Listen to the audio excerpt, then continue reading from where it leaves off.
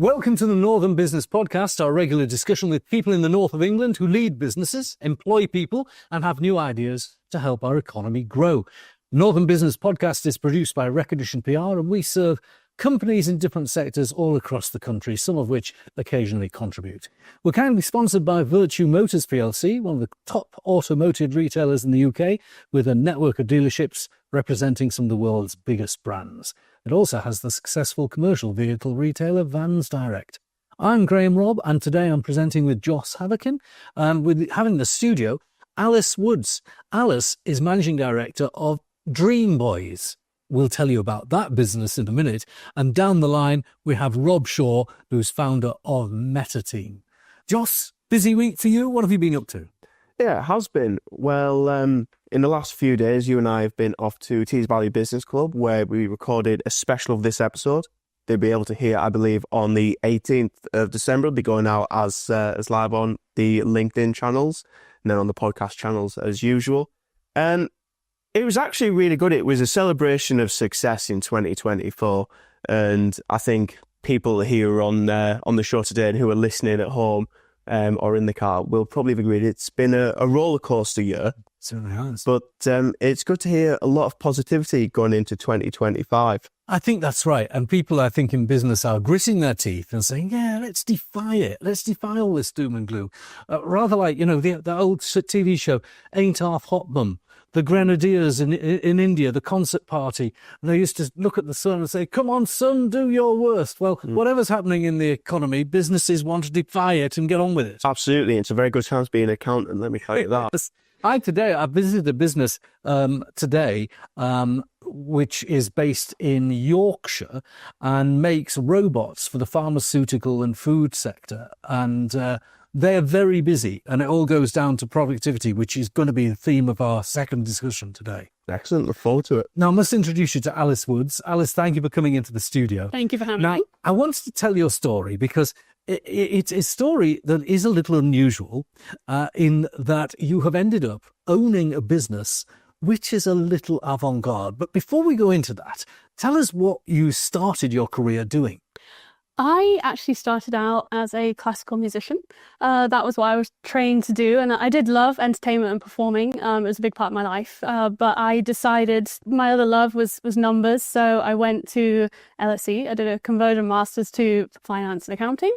Worked for Schroders in their global equities department. And I thought, still not quite for me. So I was looking to go back into the entertainment space, and the Dreamboys brand came up for sale. And at that point, it was in a part of its evolution where it was very popular for selling a lot of tickets, but it needed modernizing. I felt it needed a woman in charge. It had male owners previously, and I raised the funds, bought the brand, and here we are today. So you've gone from being somebody in the city of London, where you were trading equities, presumably making a lot of money and understanding how deal making goes on. Yes. So you use that money and some of that skills and you buy a troupe of male strippers. Yes. Yes, I did. Is strippers the right word, or is it entertainers? Yeah. We say we're all male dance troupe with a twist. Right. So, but yeah, I mean, that is how the boys would define themselves. So they've all consented to being defined as strippers. So we have no issues with that. Now, I think this is a fantastic story. You live in Yorkshire. I do. And you have located the Dreamboys in northeast England. Yeah. So it's going to be a northern business. But it isn't a new business. It's something that's pre-existing. Around the time of the Chippendales, that were famous American dance troupe, the Dreamboys happened. So what's the history? What's the legacy you've bought? So it's been around for 35 years now. It was started in the UK by a hairdresser, actually, who he was working with male models, and he thought, maybe if I make them dance, that might be quite popular. So he started out in Soho, in the basement of Madame Jojo's, a really iconic club, which is sadly shut down now. And he grew it from a PR perspective. He had people like Princess Diana attending performances, and that was the start of it. But it was still very much London-based. They did tour, and then it was taken over by a performer. He grew it into more locations, focused on more of the hen party side. And then when I took it over, I've taken the touring show all over the UK and international, and expanded all of our nightclubs. So we do about 500 shows a year in nightclubs with regional teams, and that's all over the UK, from Cardiff, Bournemouth up to Edinburgh, Newcastle, Leeds, Manchester, Liverpool, any key destination in the UK, you will find Dreamboys on a Saturday night. And then we tour around all the theatres and arenas in the UK, and we've just branched out in Europe, and next year we'll be launching in Asia. Now, it's the first time of doing the Northern Business Podcast now for a couple of years that we've had an impresario, but this is the business of show business. Yeah, because it is actually a business, isn't it? Yes, yeah, and I'm very much focused on that side, although I do have creative oversight and I very much enjoy that part of the job. A lot of my time is, Excel spreadsheets and ticketing software and productivity and using AI and how can we serve our customers better and how is their customer journey as quick and easy as possible to get their ticket. So I'm, very much focused on all of that as well as the men. Well, we hope that the consumer complaints don't happen, but they're only about reviews of the show rather than not being able to get the tickets. Yes. Now, in the current business then, when it comes to buying tickets for live events, what's the economy? How is it shaping out? What's the demand like? Well, so for us, we've done really well this year, and I think it is because we are an affordable luxury. So it is predominantly women who go. So things like getting your nails done, getting your hair done, a ticket to Dreamboys, it's still affordable. So even within this current climate, which is really challenging, our place is still firmly there, especially things like a hen party. People actually don't want to compromise on that. So we've done really well. I think our struggles have been with venues because overall venues are finding it hard. There's been a shift in the nighttime economy post-COVID. People are going out less. People are meeting on apps. People don't just go out to socialize anymore quite like they used to. So although demand is really high for our tickets, placing our show in venues and having really stable venues has been a challenge. It's interesting. I was just going to say, I can understand how you've maintained and maybe grown ticket sales from what you said, because I can see your show, the Dreamboys, being the anchor of a night. You're going out to see the Dreamboys, and then the drinks and the food, etc., are on the periphery of what it is that you're doing. Yeah, precisely. And that's another challenge, because you have high streets where you might have had a lot of restaurant choices, and we also sell big hen party packages, and we work with all the big chains, Pizza Express, Slogan Letters, all of those, send our groups to them. Same with our after parties. We work with all, local nightclubs or in that particular city. And when you see the closures of these types of places and the erosion of the high street, it does impact us too as well, because they're wanting their big night out. Dreamboys is that central focus, that's the main event. But of course you want to go for maybe a cocktail making class and then you want to go out afterwards. So the stability and long-term future of all of those types of venues is really, really important. And I feel that's our biggest challenge right now, which is slightly out of our control. I suppose when it comes to live events, live music and live performances, you've got different levels, and if you look at sort of the Taylor Swift economy, that's right up there. It has a huge ripple effect on the economy. Yeah. And then maybe at your level, it's, as you say, a less costly night out, like a trip to the cinema. Yeah. But in the middle, maybe that's where the economy might be being hurt for those performances, not ones you do. Yes, yeah, that's true. And speaking of Taylor Swift, so she has her Swifties, but we have our Dreamers, a very dedicated, loyal bunch of fans who they will go to 20, 30 shows a year, traveling all over the country, following the boys, interested in, when we have a new dancer join. And those people and growing that fan base, building that community is something we're really focused on as well, because that ensures that long-term future. I have to ask about one little parallel with Taylor Swift. Obviously, I didn't go to any of Tay-Tay's concerts, but I did see a lot of videos of people getting up and doing the dance routines. Do you find a lot of hen parties getting into the middle aisle and joining in? Oh, absolutely. We can't get them to sit down. They're trying to go onto stage, and I think that's the security also a big challenge, trying to calm people down, because it's meant to be a seated show, but we've had people storm the stage before. And the meet and greet, which is after the show, very popular. Now, I wanted to just stress that anyone listening or viewing today, the show, I haven't been to see it, but I did ask one of my female members of staff if they'd like to go, and they did go. and the reviews were okay. There was no problem. But the most important thing, it isn't pornographic. It still falls into a sort of lighter entertainment, adult, yes, but Yes. it's not the kind of things you're going to see in the red light district of Amsterdam. No, it's a naughty night out where you can scream, you can shout, you can be yourself, you can let yourselves go. You're in a very safe space. So the way I often describe it is it's the same as when men go to a football match, or anyone goes to a football match. It's somewhere where you can just really let your hair down, have a good night out, and there's a bit of titillation and naked men to feast your eyes. So I don't think we'll have to put an 18+ rating on this episode. No, this episode. No, we're not flashing up stills. Well, look, thank you for joining us. Come chip into the next bit of the conversation, because I think in your previous career, you've got probably a lot that you can add to. But let's turn our attention to Robb Shaw, who's founder of Meta Team. Robb, you're working with a lot of businesses in the Northeast. Tell us what you do, and the north of England, Manchester, Leeds. Tell us what you do. Yeah, hi. Lovely to see you. So we are all about team-based learning and growth. But interesting, a lot of commonalities. It's about customer journeys. It's about the impact of the events we deliver. And we work with teams to help them accelerate improvements in productivity, sort of engagement, performance. And we do that through a number of different factors that we think are really important about how you really get teams to engage, to look inside themselves and get on that improvement journey. Now, post-COVID, business has been in a recovery phase, and it probably has recovered from COVID to a large extent now and found its new level. Yeah. But this year, they've been the new challenges of the budget, and I've talked to countless businesses who are regarding the budget as a spur to productivity, something that in some cases has caused businesses to do what probably they should have done anyway. Yeah, I think absolutely.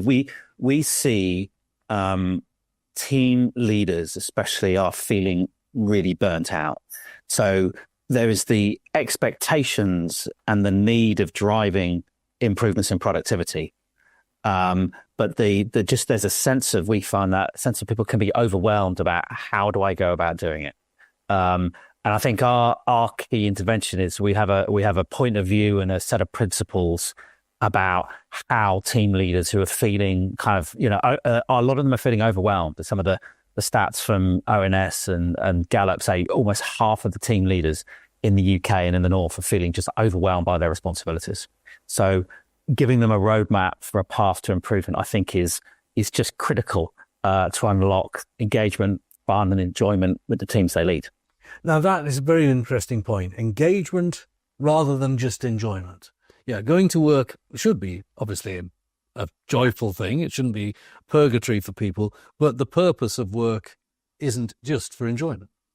Absolutely. I think it's that we're seeing, I'd be interested in your view, we're seeing that engagement is under strain. But, the funds, there's not enough fun out there. There's not enough engagement. There's not enough connection with purpose.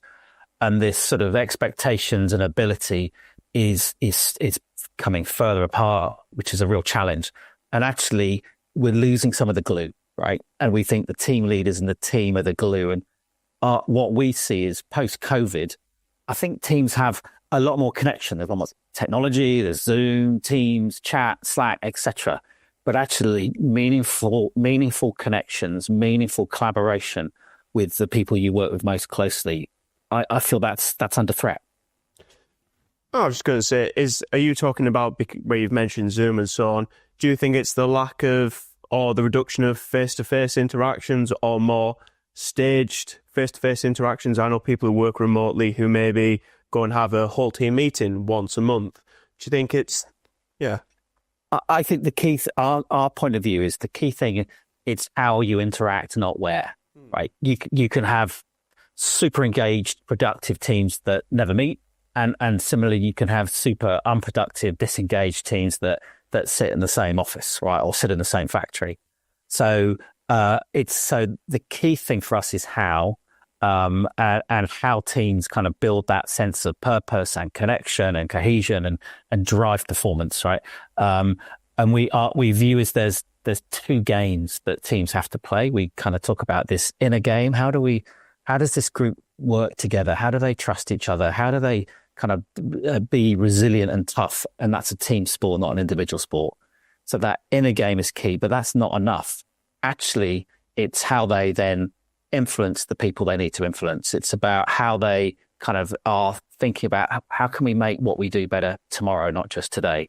So this blend of inner and outer, we think is critical kind of to build the glue, to build the connection, and to build meaningful collaboration. And for us, that's absolutely the path to productivity.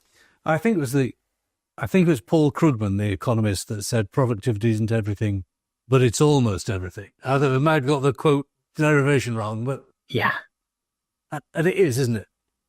I think it's just like, it's such an important marker of, how well are we doing? And is how we're working now a good predictor of what we can do tomorrow? And for me, it's that looking down the road, productivity is such an important forecaster and predictor of what's going to happen, which for me is why it's one of the most important things. Because if it's not where we wish it to be, we know we're storing up problems that are going to be even tougher to deal with tomorrow. If I can ask a question, please. Now, the UK's productivity has been pretty flat for a number of years, but we're not the only country that's experienced the pandemic and the shift to working from home, the things that we spoke about. Why is Britain so far behind many other countries in terms of productivity? Yeah, so let's have a perspective. Yeah, have a perspective. I think there's too much of how we've tried to get better is based on guesswork versus real data-driven insight.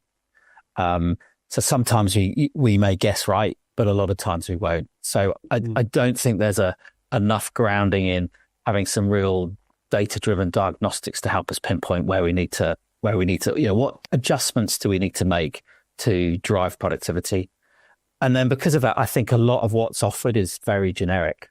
So it's kind of generic interventions, generic solutions that may work, but typically don't. And just, I think the customized nature of how teams drive productivity, it has to be contextual to where the team is, what the team are doing, and how, what they need in that moment. So for me, they're two really important factors. And out in the L&D space, I think too many of the offerings are based on kind of generic guesswork, sadly. Okay, a fair point, well made there. But can I ask just a slightly tangential question? There's a report in many of the press this week about UK productivity in terms of public sector being worse than people realised, and the fact being that the government itself is asking a lot of the private sector businesses that watch this podcast, and they are rising to as you heard Josh and I saying at the beginning, rising to the challenge. But really, there is a disconnect between many in the private sector who are going to have to improve their productivity to deliver the profits that are going to deliver the money for the public sector. But the public sector productivity isn't improving. I lose count of the number of people who run businesses and just say, well, what are the taxes for if we can't get productivity in the public sector? Yeah, it's a great call. We do quite a lot of work in the public sector. When we start the work, we have a diagnostic. We find a lot of focus about delivering today, right? Around sort of execution, hitting targets, hitting key performance indicators. It's grounded in today. My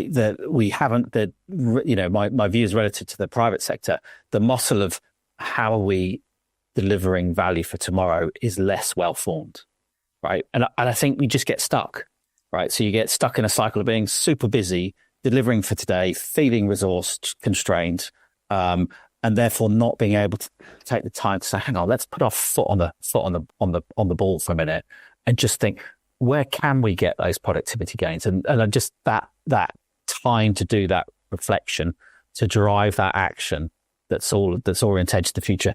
It's something we don't see enough of when I compare our work in the public and the private sector. One follow-up question on this. without giving the impression that I think all of the public sector is not productive, I've encountered two public services recently where productivity, in my view, was very good. One was a friend of mine had her passport replaced because it had run out, and she applied for the passport, and within a few days, the passport was sorted out and had arrived. Whereas a few years ago, there were huge delays on passports. I recently traded a car in, and within hours, I had a notification from DVLA telling me the trade-in had happened, and within days, I would have a refund on my road fund license. Now, it strikes me that both of those productivity improvements and those good services arose because of technology. And it's where technology can't be brought into the public sector or even some private sector organizations that productivity isn't necessarily improving, because you're needing to get more out of the human relations, your HR, rather than your technical products. Yeah, and I think it's the number one for me. It's like, let's how good are we at cloning excellence, right? So you sound like that, and there's excellence in pockets in all parts of the organizations we work with. It comes back to that. How do we really deeply understand that customer journey, the DVLA, the buying the car, right? And how do we have the energy, capacity, motivation, space to really optimize it? And I think when that's in place, fantastic things can happen.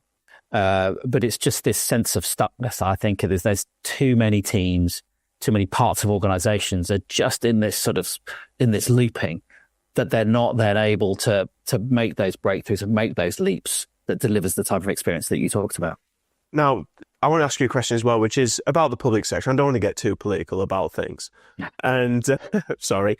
Obviously, we had Jacob Rees-Mogg over here trying to run the Brexit efficiencies department, or whatever it was called, and as far as I could tell, didn't achieve much. Now we've got Musk over in America with DOGE, the Department of Government Efficiency, I think it is. What kind of things are you maybe hoping to see Elon coming out with? Yeah, take you on the spot, Dan. Hard to go there without getting political, but a great question. I'd say it would be the judicious, thoughtful use of really advanced technology that doesn't just drive efficiency, but just drives excellence in experience for the citizens of the US, right, who are consuming it, right? For me, that's and not everything can get kind of engineered out through technology or AI, but I would say if that could go up from the current level to the next level across the services, then that's got to be a force for good. Just on that, the technology element, and what I said at the very beginning of this program, I went to a company in North Yorkshire that makes robots for pharma and food, and its order book for the robots is full for the whole of next year. And it strikes me that for everything that we've said in this conversation, there is an inevitable outcome of fewer jobs and redundancies. Do you feel that that is a necessary shakeout? Is it also inevitable? Am I wrong to suggest it is? So my view is it's different work, would be my view. So, I'm a half a mathematician and half a behavioral scientist. That's kind of like if you split me in half, that's what I have. So I think the advancements in science, the advancements in artificial intelligence, ethical intelligence, etc. But we're dialing up that need for that humanistic connection, empathy, thoughtfulness, values and ethics that sits within what we design.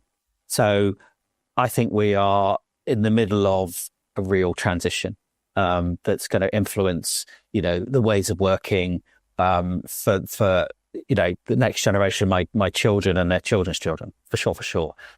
I don't know how it's going to shape out, but I do feel it's about adjustment and adaptation versus a stop and start would be my perspective on the question. Well, it sounds like it's either going to be utopia or dystopia, really, doesn't it, from what you've just said there? Well, I think people like Robb guiding us, we might get to some stable middle ground. trying to get a bit of both, right? It's like it's not one or the other, and I think there's tension and strain and paradox, and I think if you can avoid the extremes, generally you can find a really constructive way forward. Rob, thank you very much for joining us. And Alice, thank you for telling us the story. Do you think either of us should audition for the Dreamboys? You're welcome to come on. All three of you. All right, there we are. So make sure my performance today on the podcast has been worthy enough to turn to the next round. Thank you very much. Now, we're preparing our podcasts for next year. If you'd like to join us as a guest on the Northern Business Podcast, get in touch. Use LinkedIn to get in touch with Recognition PR. We'd love to hear from you. Thanks to our podcast producer today, Harry Sinclair, our technical operator, Robin Campbell. Join us next time for the Northern Business Podcast. Never miss an episode. Like, rate and subscribe on YouTube or wherever you get your podcasts.